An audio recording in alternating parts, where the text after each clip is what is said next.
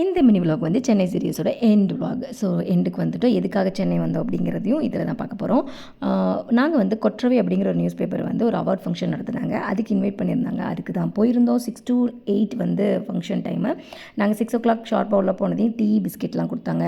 அதெல்லாம் வாங்கி சாப்பிட்டுட்டு ரெஃப்ரெஷ் ஆன உடனே வந்து கனக்காலும் காலங்கள் அந்த சீரியலோட ஆக்டர் வந்திருந்தாங்க. அவங்க வந்து ஃபங்க்ஷனை ஹோல்ட் பண்ணிகிட்டு இருந்தாங்க.